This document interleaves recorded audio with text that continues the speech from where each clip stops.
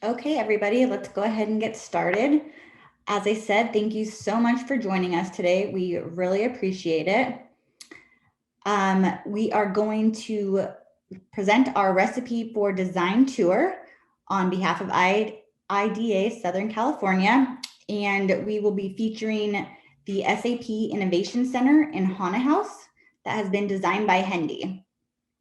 I am Danielle Noss. I am the co-director for the Orange County City Center of IIDA. And first off, I want to give a big thank you to our 2021 chapter sponsors at the patron, donor, and friend level.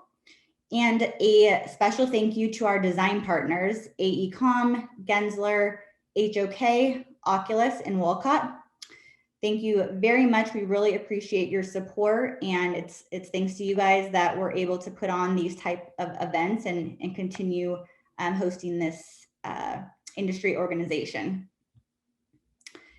And a big shout out to our event sponsor, Archetype. For over 30 years, Archetype has represented some of the industry's leading manufacturers. Their focus spans furniture, lighting, window coverings, solar control systems, modular glass wall systems, architectural ceilings, walls, and building facade features, wherein cutting-edge products and capabilities align with individual core project goals. They distinguish themselves through deep technical knowledge and an engineering-minded focus on detail and precision for quintessential design, all to help their clients achieve meaningful results. So as you can see here on this slide, these are the various brands that they represent. And one quick note before we jump in is that if you do have any questions during our presentation, please make sure you enter them into the Q&A feature of Zoom, not the chat feature. So just enter them in the Q&A feature, and then towards the end of the presentation, we'll make sure we leave time to get to those questions. Okay, now for our keynote speakers today, I would love to introduce our three Hendy designers who are the amazing minds behind this design. So the first is Anna Grayhek, who is Principal and Director of Workplace Strategies at Hendy, with over 20 years of experience planning and designing commercial offices for many well-known clients. She is a certified Pro-Sci change management professional, leading the current studio and specializing in improving workplace performance by integrating work anywhere solutions with technology and behavioral strategies. She received her BFA in interior architectural design at CSU Long Beach and has been featured in a handful of industry publications. Next, we have G. Pringsulaka, who is a senior designer at Hendy, known for his expertise in corporate office design.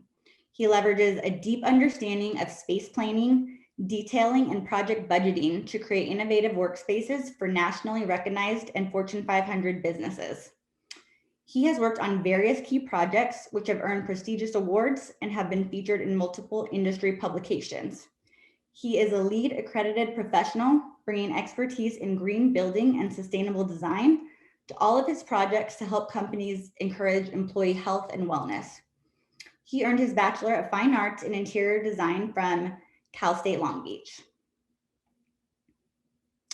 And last but certainly not least, I'd like to introduce Sara McClung, who is a senior designer at Hendy with over 10 years of experience and a unique approach to design that blends the analytical power of the left brain with the creative juices of the right. She has imagined award-winning office, hospitality, and multifamily spaces for well-known national and international businesses, which have also been featured in numerous publications. She is known for pushing the envelope with corporate projects by infusing key hospitality and multifamily design principles that deliver innovative and highly experiential office environments that support a company's business objectives and help improve its bottom line. Sara earned a bachelor's degree in interior design from San Diego State University. And now, without further ado, I'd like to turn it over to Anna Grayhek to kick off our tour. Thank you, Danielle. Thank you for the introduction. And thank you to IIDA as well as SAP for letting us share the SAP HanaHaus project with you today. Go ahead and share screen. Okay, SAP HanaHaus is located on Lido Isle down here in Newport Beach. I'm going to walk you through the initial process of how the design intent for the project, what the major goals were, and then turn it over to the design team at the end. So some of you may have walked past this building on Lido and seen the SAP sign and HanaHaus and wondered, what is it? Is it SAP office space? What does HanaHaus mean? I see people drinking coffee in front. Can I buy coffee there? Is it open to the public? And the answer to all of those is yes. It is a very multifunctional space that is intended to really be a place for people to connect with ideas, connect capital to ideas, and a place that reaches out to the community. But the three basic parts of the space are SAP's Innovation Center. SAP had an original Irvine office here. So when they relocated, they brought the developers to this location on Lido. And it's also a place where their sales team can come in and camp out for the day and also bring clients. The second part is HanaHaus. HanaHaus is actually, this is the second HanaHaus. The first HanaHaus is in San Francisco. And it's more than a co-working space because it's really a space that's meant to connect with the community and be multifunctional. But you can come in and rent spaces for the day, different types of meeting spaces, or just work in the co-working space itself. And the third component is the Blue Bottle Coffee. And if you've never had Blue Bottle coffee, I highly suggest you try it. My daughter took me to Blue Bottle in San Francisco for the first time. This was their first venture into the Southern California market. But it's really about bringing together the community and access to ideas and capital. Obviously, the location in Newport Beach, we've got a lot of people with that are interested in celebrating new ideas and venture capital, and having the SAP team there is really integral to that. In terms of location, this building was very iconic. It was built in the 1950s, mid-century modern building that was formerly the Newport Balboa Savings. It sits right on the water on the back side and has obviously very iconic signature to the styling. Was originally attached to, you can see the structure behind it in the second picture here, which was a part of the bank building that no longer is there. Here's some original pictures of the design. You can see the beautiful renderings, also this iconic staircase that at some point had been removed, the existing vaults that were a part of the original design and the structure. It was planned to be redeveloped by Burnham Ward, and so they were actually a very integral part of the design of the space and coming up with a solution that would work for the SAP team. Also, this location on Lido is prominent because there's the access to UCI and students, where there's also the Orange Counties had sort of become this tech hub within the last 10 years. So how did we start the project? Had a collaborative session with the SAP team in their offices in San Francisco. And there were a lot of ideas thrown on the table. Again, bringing together public-facing parts, how much was going to be public, how much was private, how were we going to integrate the Blue Bottle, how would we separate the SAP space from the co-working space. And so a part of that is actually bringing in what's part of the SAP methodology, which is highly rooted in design thinking. And so what you see here are some questions that really talk about how we can design a space that transforms, how it can be intuitive, and really trying to have a more human-centered user experience, and how we could best implement that in terms of the design. We also did some word exercises. This is a word cloud that showed different, really what the goal of the project was. Everything above the line in blue is what the goal was for the project, and that was to keep that iconic architecture, that it was going to be energized, that it was community focused, that it would be intuitive, that it would have biophilia. and that there would create that space for unexpected interactions.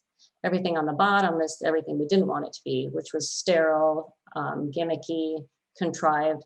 We really wanted it to be a unique space. Obviously on Lido, it needed to be a destination and a true experience that people wanted to come to. You don't exactly drive past Lido on your way to something else. So the idea of people wanting to come there for a very specific purpose was very important. In terms of the space by percentage, you can see SAP occupies about 52%, HanaHaus is about 40%, and then Blue Bottle about 15%. When we first started programming the requirements, we realized we were really trying to fit about 10 pounds in a 5-pound bag. And I know that's cliche, but there were really so much that we wanted the space to be, that SAP wanted the space to be. And so we really knew up front we were going to have to integrate a lot of flexibility in order to meet the goals of the space. So walking you through the space plans, we've got first and second floor here. And there are multiple functions that I will highlight. You can see on the right-hand side, second floor, this open white area is actually a mezzanine space that is open to below. So you have this 2-story volume on one side of the building.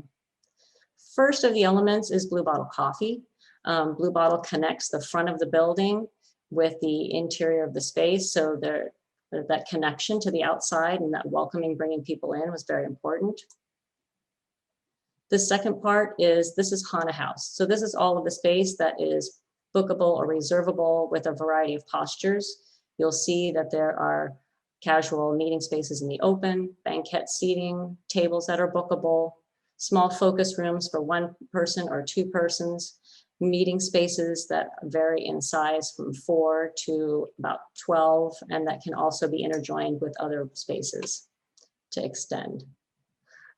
Upstairs on the second floor is actually open to the public as well, but it's an area where you can look down below. There is a small library space that's kind of quiet, and then also some small banquet seats that are you'll see some pictures of later, that kind of tuck in. The third portion is the SAP space. So on the ground floor, there's meeting space, presentation space that is more client-centric, that also has a portion of the outdoor patio deck as a portion of it. And then the second floor is all of the SAP staff, which is, again, developers, there's executive space, and there's touchdown areas for salespeople, in addition to very flexible collaborative areas. Part of the exercise in order to maximize flexibility was really looking at some sort of an occupancy capacity for seating.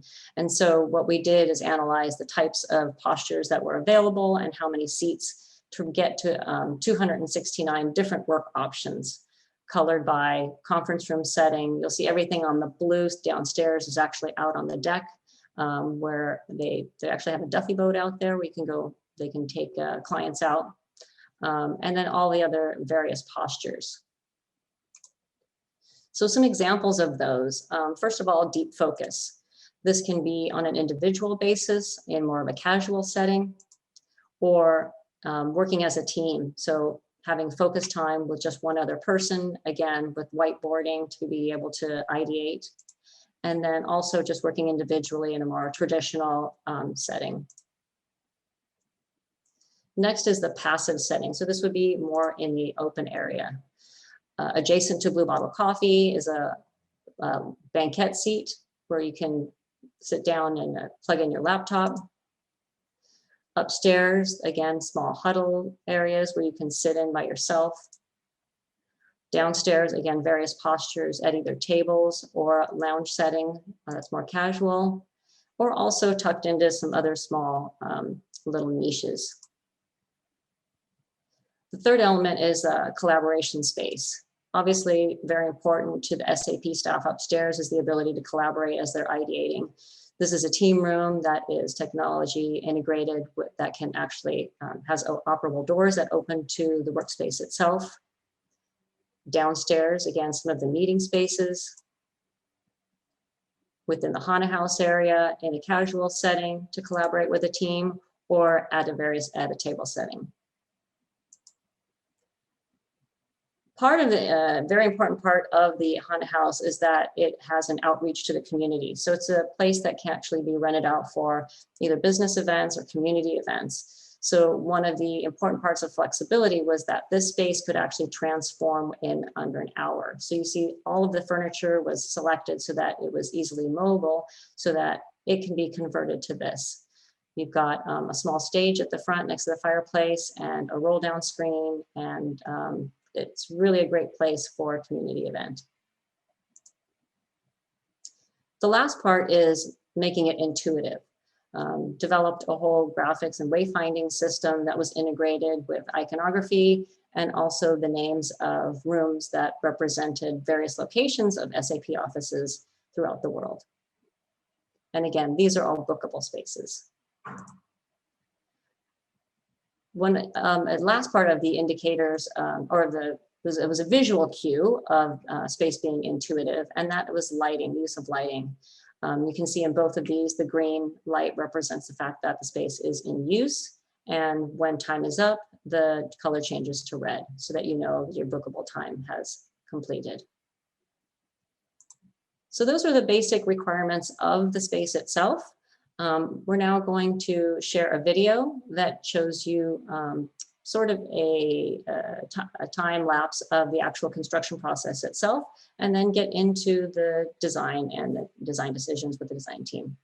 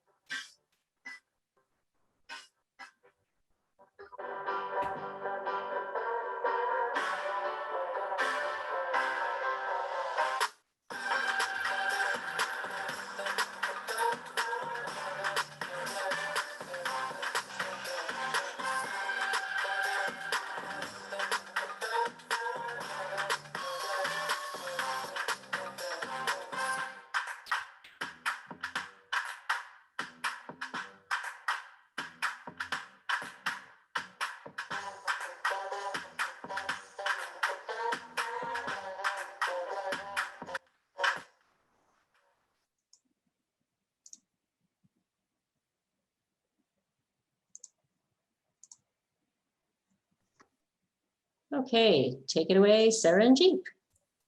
All right. Hi, everyone. I'm Sarah, and welcome back. Now that you've gotten a chance to see the extensive process that we went through behind the scenes to even get to the design, let's dive into detail.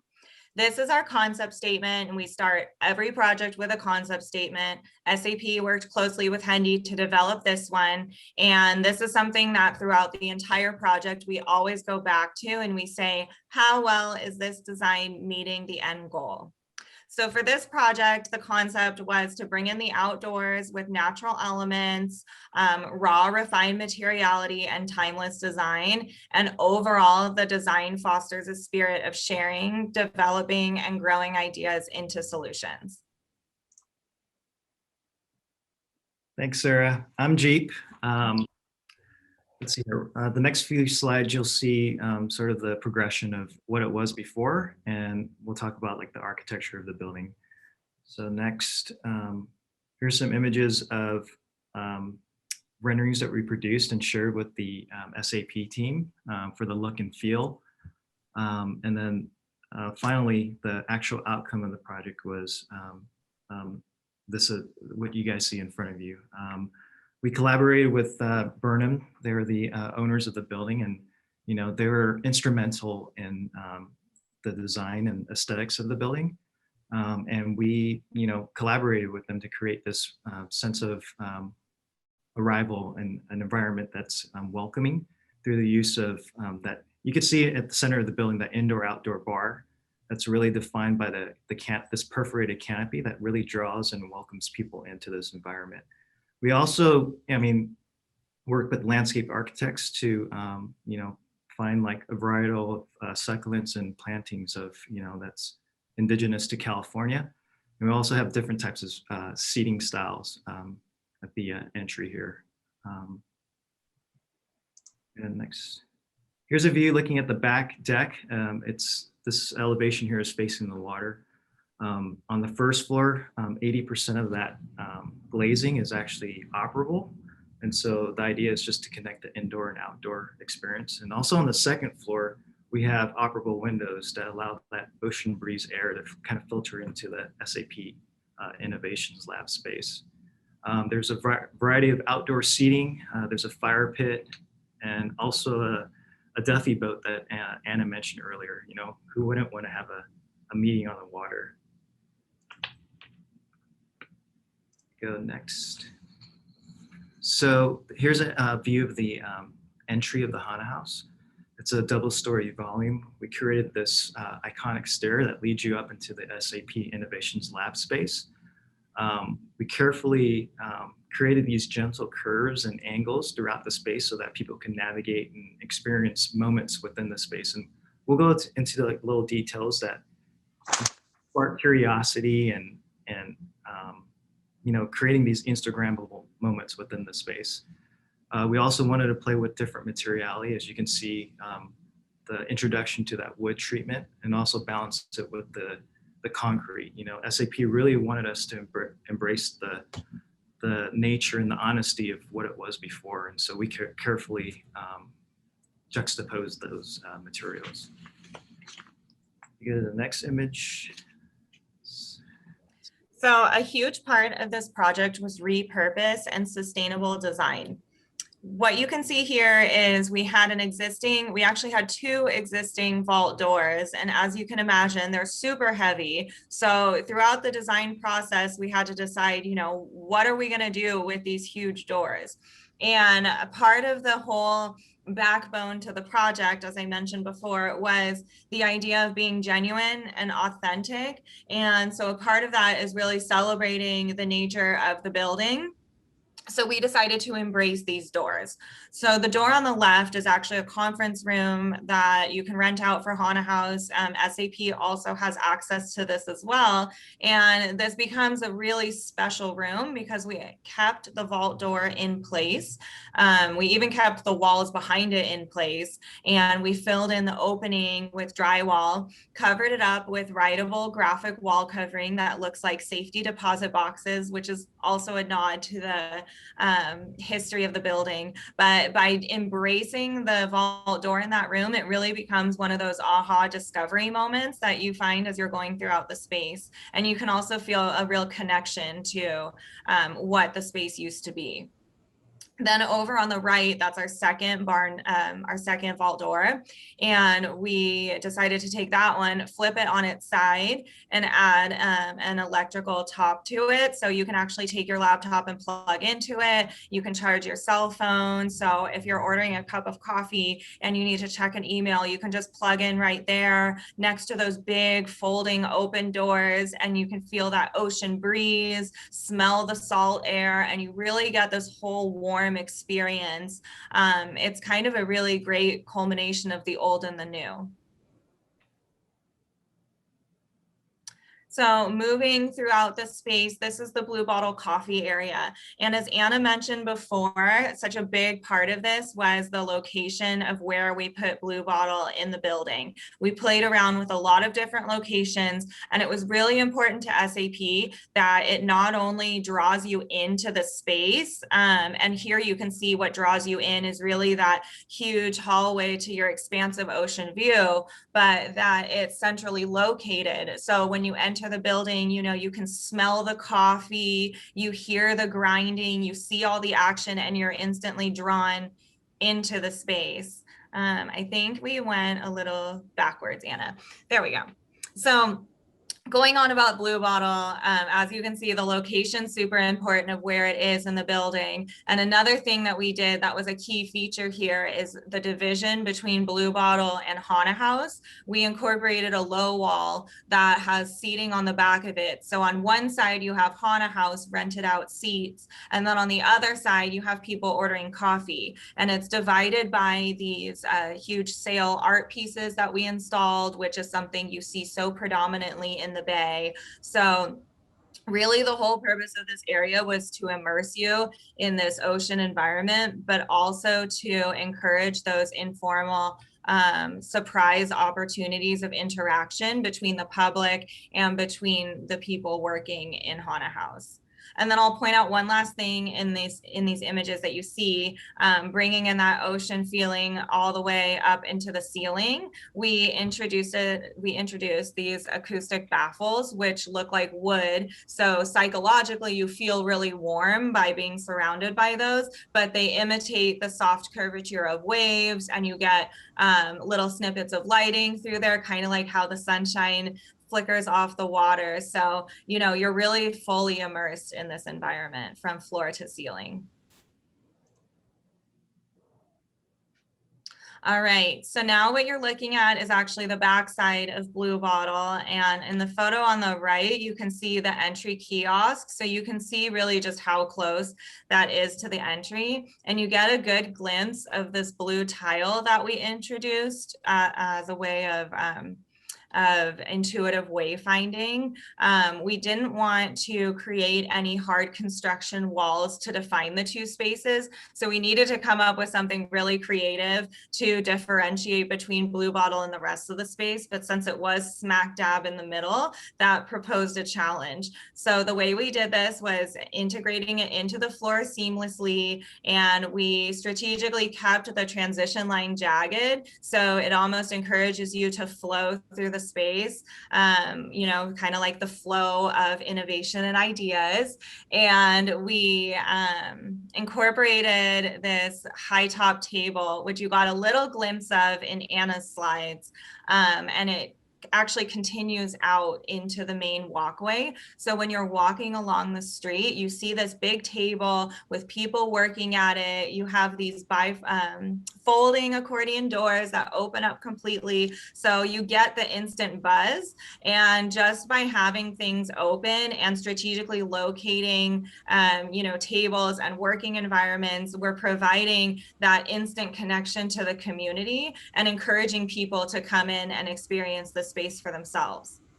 Something else I'll point out in these images is you have this conference room behind, which, you know, from the mere looks of it is just a conference room, but it has telescoping glass doors, so you can decide how private you want it to be or how connected you want to be necessarily to the outside environment. But you can also convert it into whatever you need it to be. And Blue Bottle actually uses this to change it from a seated height to a high top table, and they have coffee tastings there where they actually hold focus groups when they have a new coffee or a product coming out, to hear, you know, engage the community and hear people's thoughts on it. So overall, it's just always being flexible and agile.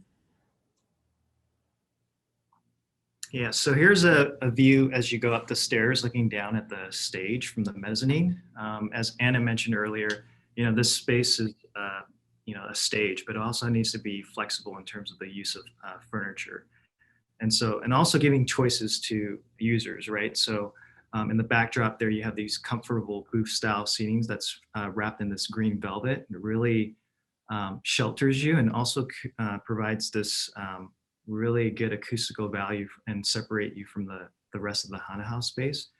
There's also a plentiful or a multitude of different types of furniture. You have your lounge style furniture, you have your cafe seating, you have your bar tops, conferencing style. So there's so many options for users to, you know, experience.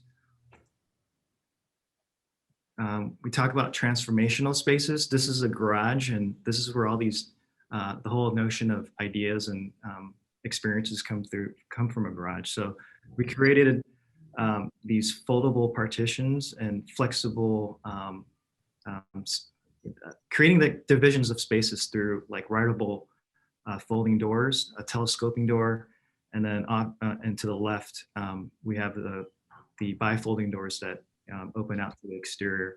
So, I mean, every elevation in this room is flexible, and it also allows you know, a transformation of space. So in this view here, you can host like large gatherings and events, and it also allows you to engage with the exterior.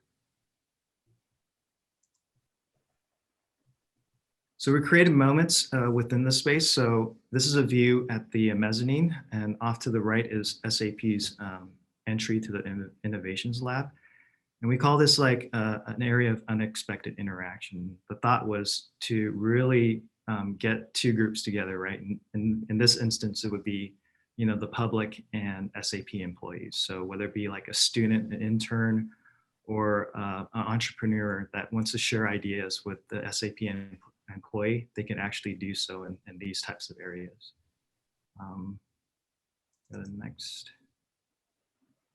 So this is a rendering showing like the process and you know, conveying like the thoughts and ideas and to SAP, and we really wanted a balance between the new and old. And so when you see the reality of this image, it's pretty close. And if you click on the next image, the SAP didn't want a lobby or reception area for their innovations lab, and so we created this really cool break area or cafe. It's a place where people, you know, collaborate and start the day. We wanted to, you know, create less built environments and really keep this open. You know, I mean, we want to take advantage of the natural sunlight, the ocean views, and again, embracing what the building was, right? Like, as you can see here, it's the yin and yang, this balance of concrete and the new, you know, the wood treatment on the cabinets and the wood flooring. So it's a nice balance, and it also pays homage to what the building was prior. All right, we created opportunities for branding and biophilic moments throughout. This is the backdrop to the cafe. And as Jeep mentioned, SAP wanted you to be able to instantly connect when you entered the space. So there's no receptionist. So we integrated branding in this moment, and instantly you're able to feel a sense of stress relief, right? When you look at biophilia, it's a really calming feeling. And so because we have so many hard materials in this space, we did need to soften it. And we did want to connect human nature to the built environment. And by doing so, we incorporated greenery. And so even when you're moving through the space, as you can see in the image, you feel, you know, a sense of calm. It's a great way to break up these two spaces, and it's a great way to bring together the two spaces as well.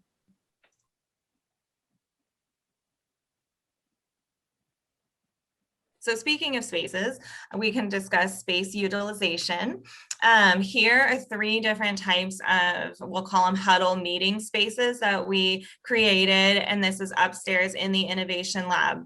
So the image on the left is great because where this was just a little almost pocket in the back of the building, it had a window that faced the parking lot. But then we realized that when you look in that window, you can actually see the bay and you can see the boats. And so this room becomes almost like a hidden gem in the back of the building. And we really did use every square inch when designing this project. So now, because we created a private little huddle room there, now it becomes multifunctional. You can have that as a little focus room if you need to do some focus work. It's really calming because you see the ocean and the waves, and you get, you know, sunsets and everything good that comes with that.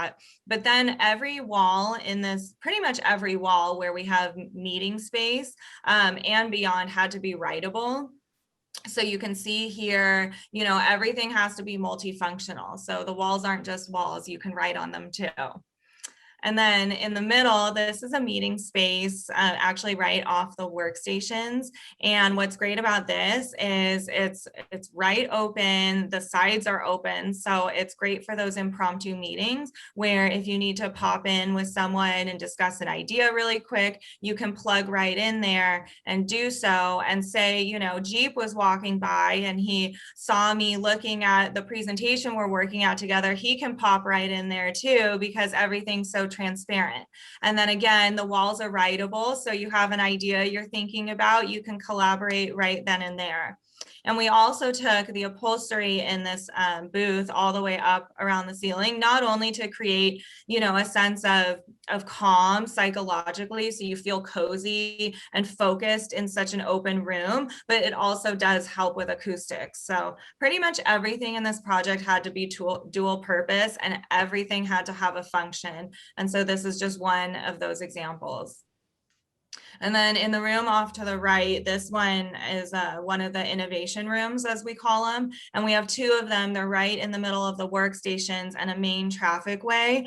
And what's great about this room, as I mentioned before, we have the doors that come to the corner. So you can decide how much privacy you want. You can write on those windows too, but also SAP specifically wanted a more perching type table where you can stand up, prop your feet up, and the reason for that without seating is really just to encourage those interactions and, encourage collaboration and active collaboration, actually. And speaking of active collaboration, it's funny because when we did a photo shoot here, they were prototyping some new product in that room, and there was a group of at least 10 of them. And so since we needed to get in there, because the rooms are so flexible, they literally unplugged the TV, propped up their prototype, and everyone kind of walked out in a big parade together, continued the conversation right around the corner. So it just really goes to show that everything was just so flexible and multifunctional. And then this slide is great. So we wanted to embrace the imperfections. And I think we touched on it a little bit before, this whole idea of merging the old and new. And it goes just so much deeper than merging old materials with new materials. It's really this whole idea of merging, old ideas with new ideas, old money with new money. It's just that whole idea of embracing the imperfections, embracing the history. So this space in particular, you can see has a ton of little divots in the existing concrete. You can see that there is conduit coming out of the wall. There's just a lot of imperfections, and it was brought up a lot throughout construction. What do we do with this space? Do we cover it up? Do we drywall it out, clean it up? It could be more functional this way, that way. And I think collectively together, and SAP was actually a big proponent in this. They felt really strongly that those imperfections are the character and that we need to embrace them. So this actually becomes one of my favorite moments. You can see you have that clean new material in the drywall, right, contrasted to that old concrete. And there's just something so special about seeing those materials together. That really does speak to the history of the building. So this is one of those rooms in the innovation area, and it just really is such a special, perfect way to sum up, the whole idea of the space.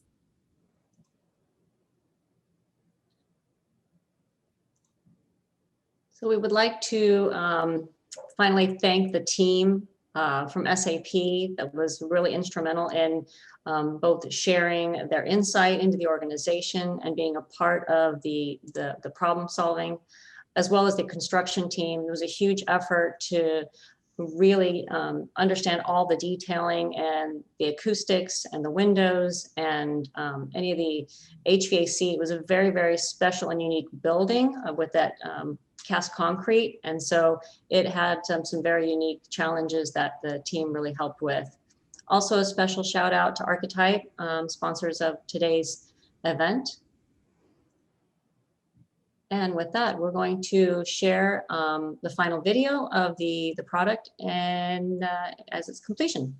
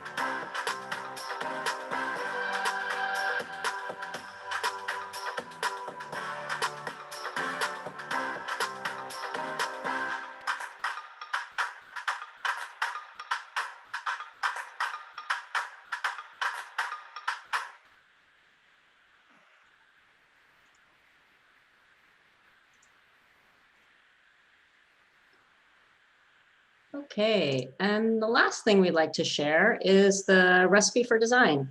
So what we chose to do is take the inspiration from Blue Bottle Coffee and the fact that tomorrow is Cinco de Mayo and combine them and have pulled together a Mexican coffee drink.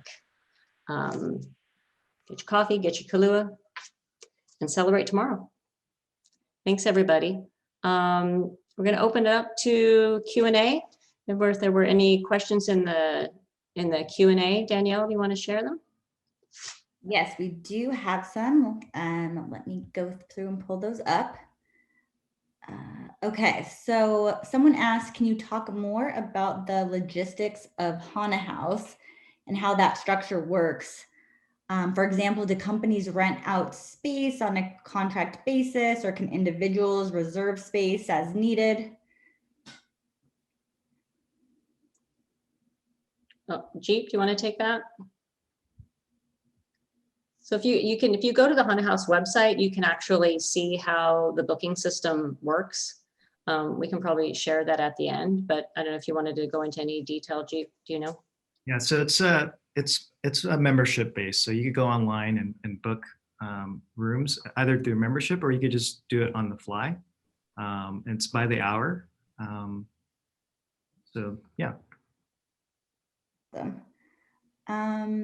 How long did each phase of the project take you? So for example, the planning to the design to the actual construction, what did that timeline look like?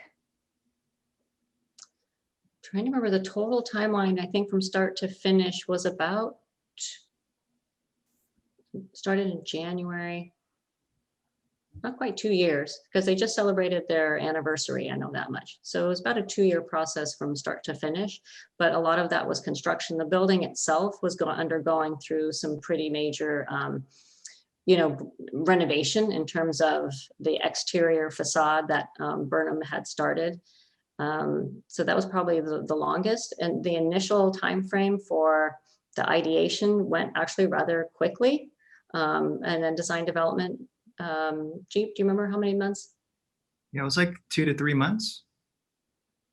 Yeah, so obviously I think there was a little bit of in getting the building itself ready for the TIs took a little bit of time, but other than that, it was pretty fast. Okay, great. Let's see. Next, we've got, what was the biggest challenge you encountered on this project? Don't all answer at once. Yeah, well, I'm from a planning side, so there were existing vaults that were in the space, casting concrete. So from a structural standpoint, we wanted to integrate them as a part of the space plan. Sarah had talked about some of the vault doors earlier. Obviously, there's a lot of heavy existing things that we didn't want to demolish. So we did integrate some of that into the planning initially. I don't know if you want to talk about, I know there's some acoustics, obviously was a big challenge. You have a space with a lot of people, you have 2-story volume, and then you had this waffle construction in the ceiling. It had been converted to office space. So when we first saw it, it actually had some walls downstairs and drop ceiling. So it was very, very sort of hidden, the architecture that was there. But I would say the acoustics probably. Jeep, do you want to go into specifics on that? Yeah, so Arctura, the Arctura system that you guys saw above the Blue Bottle space really helped tremendously. I mean, we had a comment from HBC, the contractor, the PM who was on board.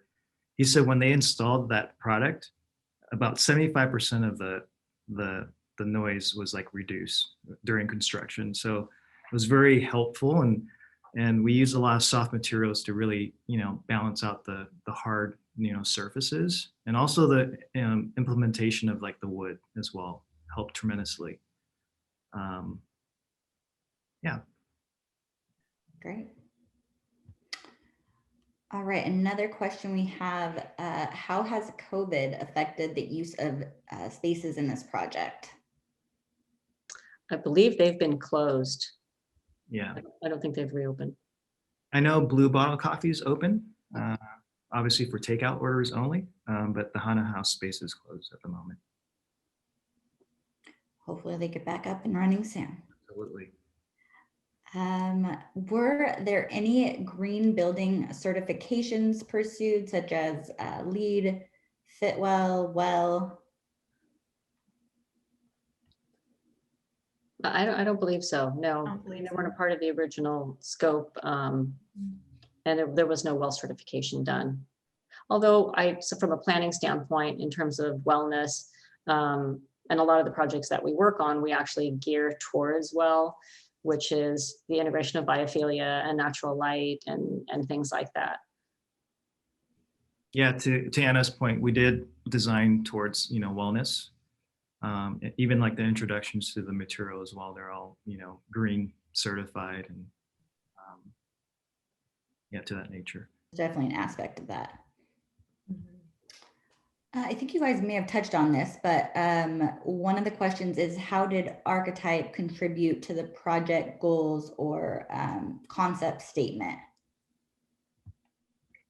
I'll take that one on. Yeah, the archetype was instrumental. I mean, a lot of their product offerings were, placed in this project. For example, like the Artura acoustical felt panels, the MirrorFlex systems that you could see, all those operable partitions were all MirrorFlex, and archetype was instrumental in successfully completing this project for that made business sense and design aesthetic as well. So Awesome.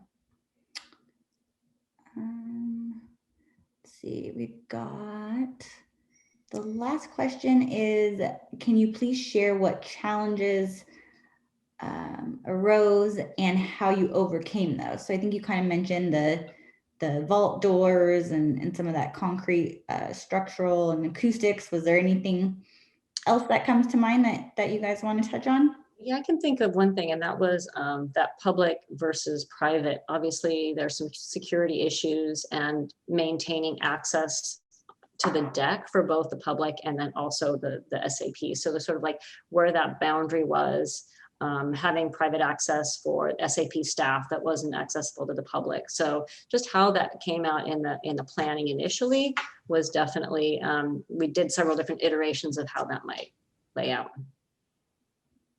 Okay, great. That's all the questions that we've gotten through here on the Q&A. So I think we can wrap it up with our last slide that's just featuring our upcoming IIDA events.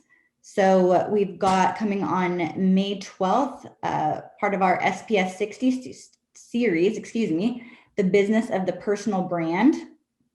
Then we've got a San Diego spring product flyby in mid-May.